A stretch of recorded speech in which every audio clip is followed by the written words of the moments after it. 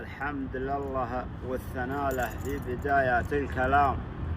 مناض برق الحياة عرضا صوب المنشيات، وصلى الله وسلم على المختار من خيرة الأنام محمد المبعوث والهادي إلى درب النجاة.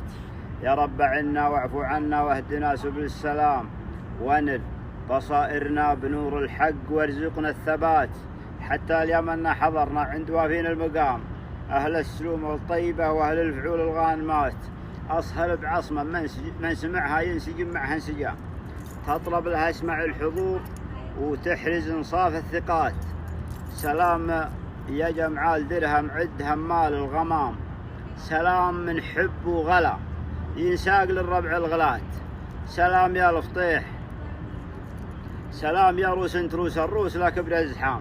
سلام يا الفطيح لا جصيح يا ستر البنات، كل أصوك يا رد نهار الهوث ميلاد الحيام. الموت عزة خير ولا الموت ما منه فوات، جمعال عازب كسوة الحد الشمال يحد يام. شوق البنادق والمحازم والسلال المرهفات، ما هو يحل الحد كون الحد للعائلة كعام ربعي بني عمي ضنا جدي لما راحت وجات قد قالها ابن عشير الفرعين من فوق العجام. واقولها واعولها والعز مع انه غنات، حنا لكم سعد لكم والنور جلاي الظلام في حاضر الدنيا وفي بعض السنين الاولات.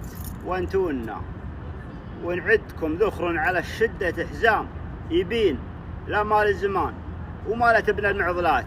ومبروك بيتك يا سليل المجد يا الحر الهمام، عطر النبا شبل الربا ينطح وجيه المقبلات. متعنزم منا ومنا من خوال ومن عمام، من طاب ساسه طاب راسه والعلوم مثبتات. سلامتك حزانك.